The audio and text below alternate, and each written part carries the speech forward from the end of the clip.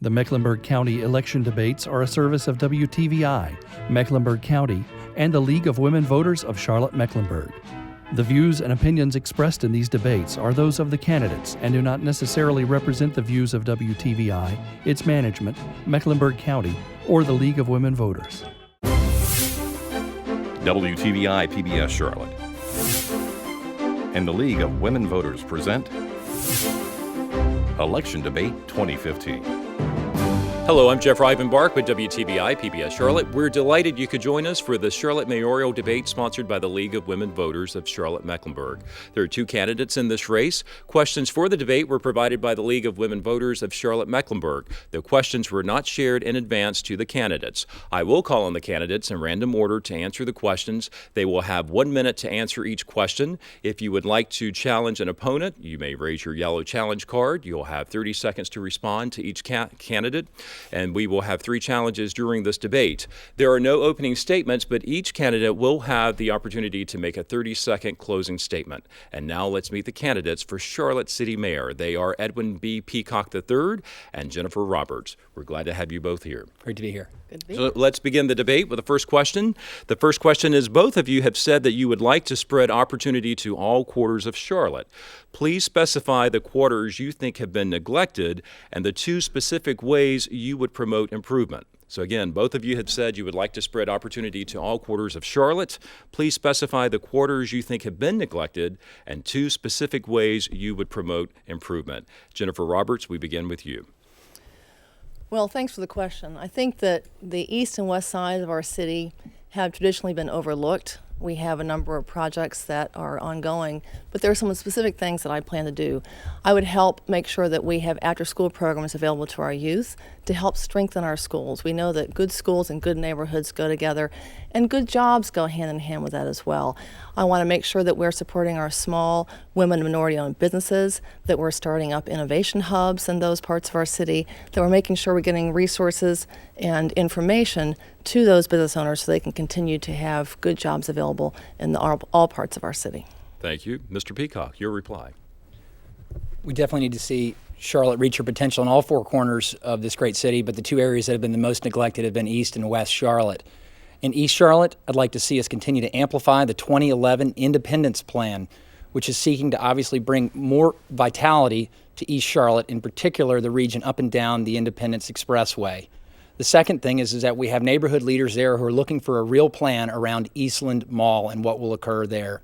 I see hope in a mixed-use project, and I'd like to see that continue to move forward if that is the best option for the city of Charlotte.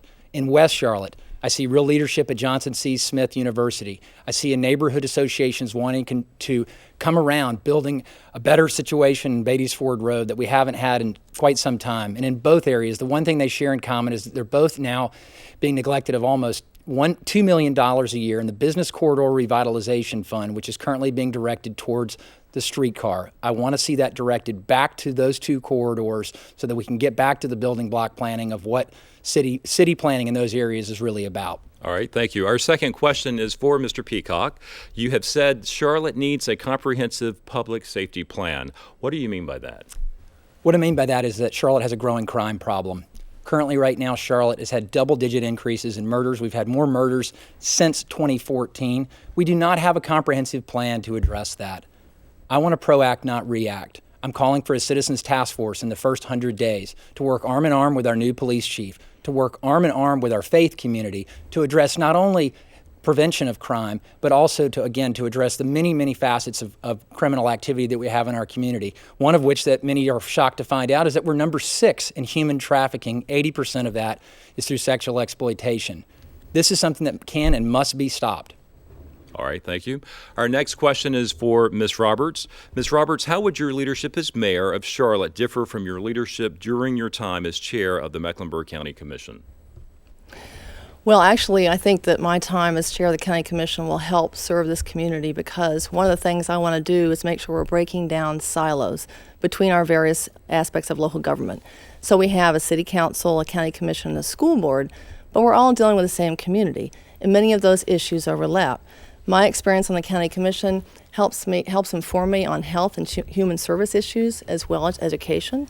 And we're looking at the infrastructure that the city takes care of as well as public safety. we absolutely know that we have to be thinking about both of those at once. And so, for example, in public safety, I've done a lot of talking about after-school programs. We know a great way to keep our youth engaged and keep them out of illicit activity is to have solid after-school programs in every part of our city. That's one of the things I want to make sure that I'm doing to help bring together infrastructure and human services and help us go forward. Thank you, Ms. Roberts. I think we have a challenge from Mr. Peacock. Yeah, Jeff, I just think that the best way to determine how a leader is going to act in the future is to look at how they've conducted themselves in the past. Don't take my words for it, take the Charlotte Observer's words for it. Mrs. Roberts' record has been clear, and they said that she's been defined by repeated timidity to confront challenges and to hold people accountable. And that can be no more evident in the property revaluation situation that this county experienced several years back. She defended county staff. As a result of defending county staff, almost 1 year elapsed, and now we've had a total of $70 million returned back to the taxpayers because of her unwillingness to confront a tough problem. All right, thank you. And we have a challenge from Jennifer Roberts.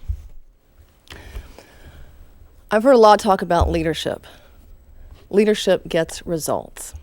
My leadership style is to go out into the community and work with the community to make sure what we're resolving to do is benefiting all of our city in every corner. While I was County Commission Chair, I helped bring 5,000 new jobs here during the worst economic recession in our history. I helped raise teacher pay, I helped get new schools built, and I helped raise private money for a new domestic violence shelter on West Boulevard. And we have another challenge from Mr. Peacock. It was Ms. Roberts' failure to, again, address tough problems that led to this county being warned about its debt limits. Those debt limits reached such a level that we were asked by the rating agencies to stop spending. But Ms. Roberts didn't spending, and poor budgeting led to us having to cut $150 million from education, from libraries, and from veteran services. If that's an example of the leader that she's going to be as mayor, I think the voters need to understand that. That is, again, how she's acted in the past, and if she's unwilling to address tough problems going forward, is that the right selection for your next mayor? Thank you, Mr. Peacock. Our next question is, many citizens are concerned that council has a short-term vision about city issues. What is your long-term vision for Charlotte, and how can you convince council members and the public to support big-picture thinking on issues such as the need for public transportation and economic development linked to social mobility? And we go to Mr. Peacock first. The mayor's position is not about power, it's about influence. And influencing your council members around the core 5 focus areas of the city of Charlotte, which are economic development, public safety, the environment, housing and neighborhood development, and transportation. I plan on being the bridge builder that the Charlotte Observer has called me and says that I will lead as. I want to work with those council members to come up with the shared priorities of this community to make us more family and more business friendly so that we can remain competitive, so that we can build a 21st century economy, so that we can build a transit plan that is not hitched to the 19th century, but it's a 21st century plan on that. I want to see us explode and bring opportunity to all 4 corners, and those are the shared priorities of the City Council. I know that I'll work effectively with my fellow council members. Thank you, Mr. Peacock. Ms. Roberts, your reply. It's very important to look long term. I think it's also very important to have collaborative leadership to help do that, because the city works hand in hand with our schools and our county and our state to make sure that opportunity is available in all corners of our city. We can build on Charlotte as an innovation city. We have great technology, we have fintech, we have a number of companies, Google Fiber, that are moving here. I've talked to Queen City Forward about creating innovation hubs in every part of our city so that we're not just building on our entrepreneurship in our uptown, but we're also going to our neighborhoods, because we know the best decisions for Charlotte's future don't lie with political boardrooms. They come from Charlotte's living rooms. And that's the kind of leader I'm going to do in terms of working with the council and with the community to help move us forward, strengthening our schools, creating good paying jobs for everyone, and helping spread opportunity to all corners of our city. Thank you.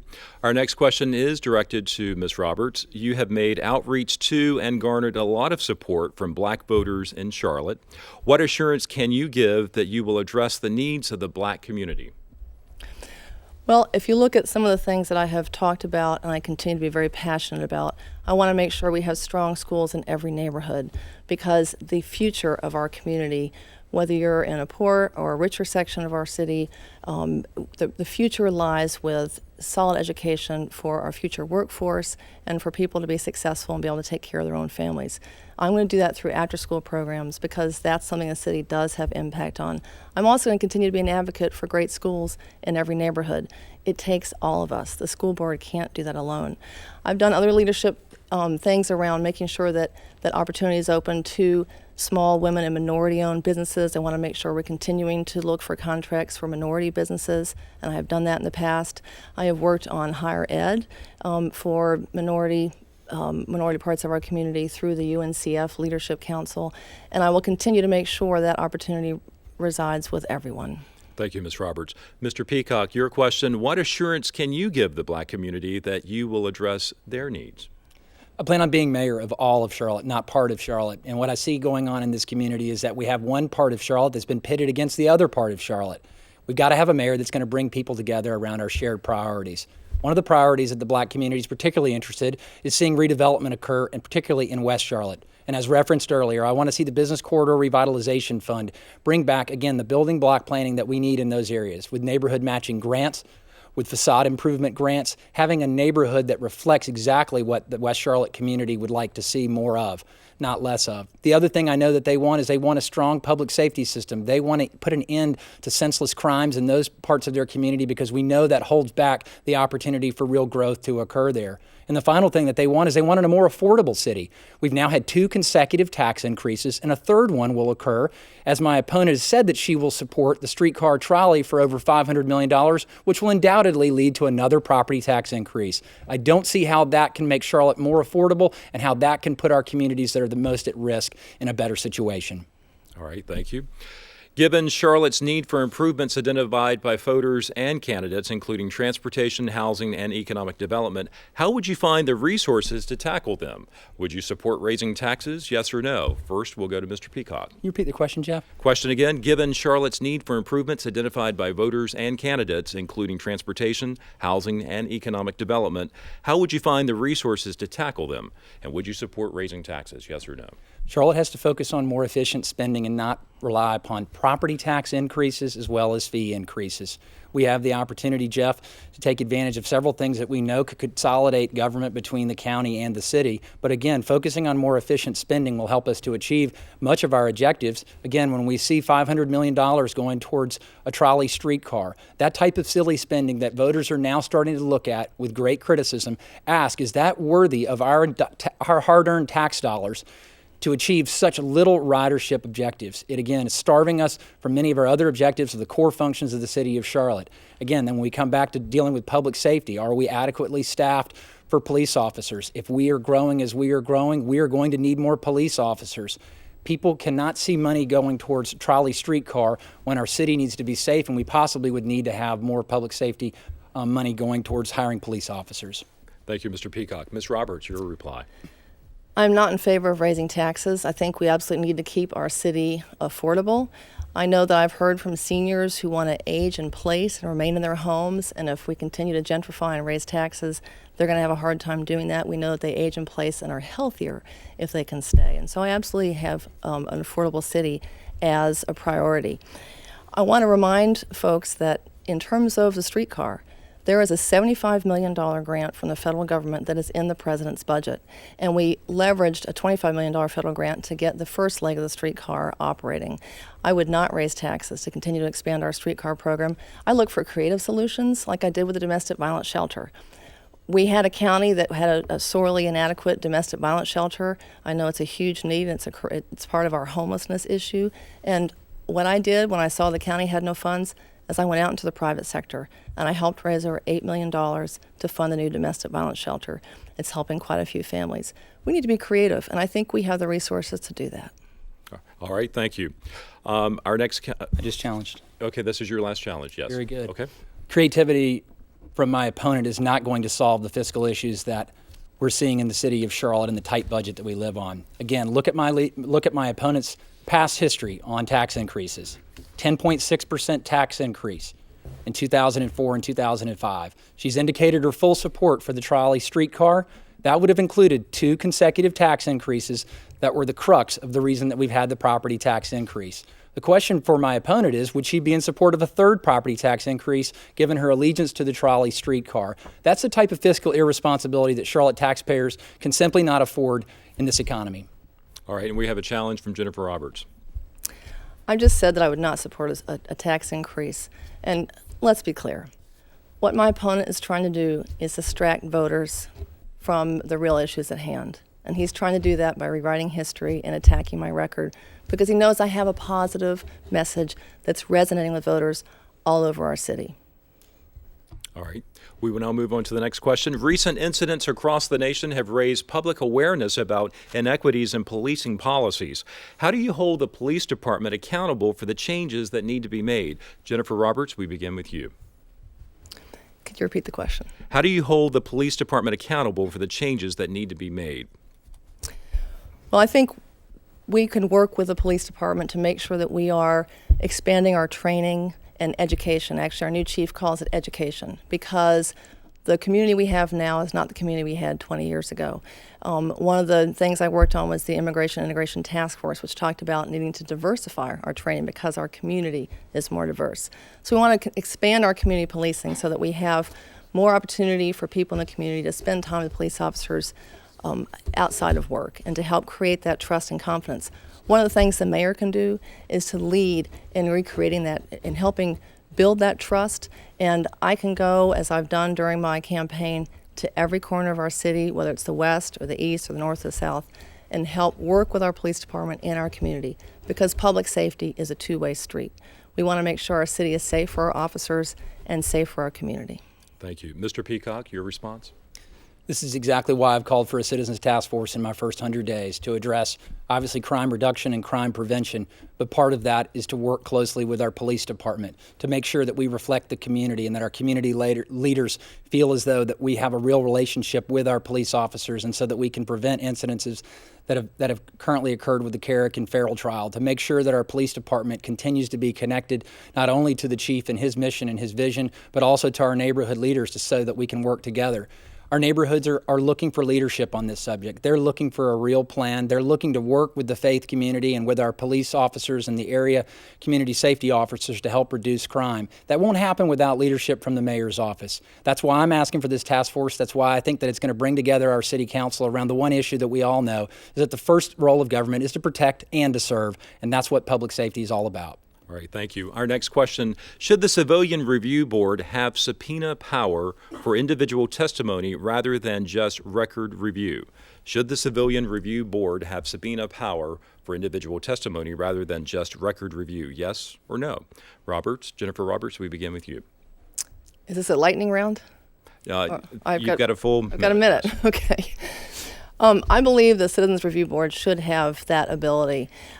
It was reviewed this past year by several folks in the community, the work of this board, and it has discovered that over the many years they've been operating, they have never overturned a decision or a case where there was question about police action in an incident. I think that what I've heard from the folks who've served on that board who really want to make sure that we have justice and that we're treating our citizens fairly is they would like to have the authority to subpoena witnesses so they can get full information and so that we want to make sure that we have trust between our city government and our community, and with that authority they would be able to get enough information to help make sure that their cases are fair. Thank you, Ms. Roberts. Mr. Peacock, your response. This is what I want my Citizens Task Force to address. I want them to address the issues of the police and their relationship with the community. And the Citizens Review Board was created from the last time that we came close to studying the public safety issue. We learned that we had a deficiency, a gap between our public and their perception of the police officers. So first, I want them to address that. The second thing I would do is I would refer to the Public Safety Committee on the City Council, of which I served for 4 years, to study the issue, to work with City Attorney Bob Hagerman, and to work with our state delegation to find out whether it's clearly within the statutes for us to be able to give a subpoena power to that type of board. I know there's resistance from the police department, but what both sides are trying to do here is to get it right and to make sure that our elected officials, including your mayor, represent the public in the best way possible. And if the Citizens Review Task Force can help us to do that more effectively and have it be a win-win, I'm in support of it. All right, thank you. Our next question is, do you support expansion of the non-discrimination ordinance for LGBT residents? Do you support expansion of the non-discrimination ordinance for LGBT residents? Mr. Peacock, we begin with you. I've stated since my record of being in office for 4 years and running for office for 4 years that I want to be welcoming to all that are going to make a positive contribution to Charlotte. In 2012, I was against Amendment 1. I said it was bad for business, and it was legally unnecessary at the time. But when it comes to the March decision by the City Council on the non-discrimination ordinance, which required over 6 hours of speakers in front of the City Council, you know that you have an issue that has not thoroughly been vetted. I would have not supported that under its current writing for the 4 protected classes it was seeking. It was divisive. It left too many people asking too many questions. And I would not support that, particularly given what's occurring right now in our community with the increase in crime. We need to focus on what we can accomplish and what is most important to our community. And that is a very minor issue that we cannot get ourselves distracted by on the City Council. Thank you, Mr. Peacock. Ms. Roberts, your response. Non-discrimination is not a minor issue. We need to be a city that is welcoming and inclusive of anyone, and it does not matter what their sexual orientation is or their gender identity or preference. That's what the ordinance was about. It was about non-discrimination. It was about people having equal acceptance in contracting in their businesses. We know that we've had people who have had business turned down, who have been denied services because of their sexual orientation. It's happened. The city needs to take a step forward. I will fully support that ordinance when it comes forward again. I plan to lead that, because it's the right thing to do. We want Charlotte to be the most inclusive and welcoming city in America. We need to attract talent, and we want to make sure that we are not discriminating. Discrimination is never right. And when someone says that it took 6 hours of debate and it was a distraction, there were several issues in the county commission that took way more than 6 hours of debate that were equally important about non-discrimination. We need to spend this time. It's important for equality. All right, thank you. Our next question is, no developers have participated in the city's density bonus plan, which would allow higher density for developments that include affordable housing in affluent districts. Is the city too lenient in approving rezonings to higher densities which don't include affordable housing? Yes or no? Mr. Peacock, we begin with you. You're speaking about a very complex issue under the housing and neighborhood development vertical for the city of Charlotte. We are in the housing business by virtue of the bonds that we've passed. I'm supportive of putting affordable housing in all 4 corners of Charlotte, but the March of 2011 locational policy, in which I voted against, I feel is working counter to what the objectives are, which is to spread affordable housing across all 4 corners of our city. We want affordable housing, workforce housing for someone who's a nurse or a school teacher or a home health care aide. These are individuals that shouldn't have to commute 30 and 40 and 50 minutes in order to get to their job. That's the purpose of affordable housing. That's what we're in charge to do. I want to see the city of Charlotte look closer at that policy. Perhaps it's a density bonus tool. Perhaps it's other tools that we see around the country. But we've always got to balance, obviously, the interests of the development community, as well as those that we're trying to seek to get the affordable housing into the actual communities we want to see that occur in. Thank you, Mr. Peacock. Ms. Roberts, your response? Charlotte is very challenged in the need for affordable housing. We know we have an issue with homelessness. We know we have an issue with workforce housing. We know that there are not places in all 4 corners of our city where our folks who are, hourly workers, our nurses, our police officers, our teachers, that we don't have enough housing for them. And so we've had a policy that was voluntary, and my creative idea is that we look at a menu of options. If we are going to work with zoning and approving new developments, that we give developers a menu, and that one of those things on the menu is having a certain percentage for affordable workforce housing. There can be other things that we look at as well. It's going to be a partnership. We have to work together because we know that we need to have places for folks to live, and that right now isn't happening. So I would look forward to doing that menu of options. All right, thank you. Our next question, Montgomery County, Maryland has a high success rate using housing policy as a tool to improve economic mobility, the school system, and quality of life. What policies would Charlotte need to get similar results? Jennifer Roberts, we begin with you. Well, economic opportunity is something that we need to work on. We have had a study come out to say that Charlotte, out of 50 urban centers, is the last in economic mobility and the ability of folks to move out of poverty. It is a multifaceted issue. Housing policy is one way to approach that. Building strong schools in every neighborhood is another way to work on that. Making sure that folks have access to good jobs in every part of the city, and making sure we remove obstacles, that we are being inclusive, and again, in contracting, that we're really looking to support more opportunities for small, minority, and women-owned businesses. Those are all things that can help in our economic mobility. We have a task force that's meeting right now, and one of my first initiatives as mayor will be to make sure that we are supporting that task force, taking its findings, and implementing the recommendations to help bring about the change, because we need to have opportunity in all corners of our city. Thank you. Mr. Peacock, your response? I've talked about the need for Charlotte to better utilize and to help our public safety employees as well as our teachers come up with a more affordable housing program that could include down payment assistance to encourage them to move to the very corridors that we've identified that we need to see revitalization to. We all know the power of home ownership. We recognize that public safety employees don't get into those industries to make an enormous amount of money, but we have to make Charlotte more affordable. 2 consecutive tax increases as well as fee increases. The signal to those in the workforce is that we need to live outside Charlotte. I want to see them choose to live inside Charlotte. We can do that by using the very dollars that we've been charged to do and by bringing real leadership to the subject of affordable housing. This would be part of my referral to the Housing and Neighborhood Committee. I'd ask for us to study that along with our locational policy to see how much more effective we could be in that area. All right, thank you. Our next question, the city solicits business ventures for economic development. How can the city encourage and support home builders that target affordable and mixed income housing markets? Mr. Peacock. Well, you have to, again, look at the development community and look at the opportunities that they're trying to strike across this city. Again, they're looking to be able to find the best value, and in many cases, it finds itself into infill development. In some of those neighborhoods where our neighborhood quality of life index is placed, in order for them to invest those dollars, it has to be categorized as being stable. But in many cases, our most stable neighborhoods are perhaps our most expensive. And so if we want to be able to help the development community to build more affordable housing, this is why we need to come back and revisit our locational policy. Is it effectively distributing dollars across all parts of the city of Charlotte?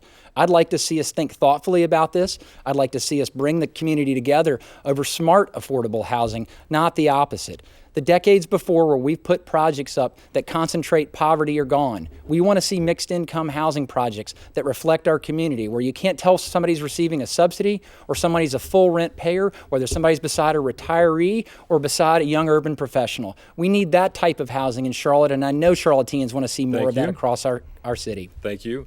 Ms. Roberts, your response?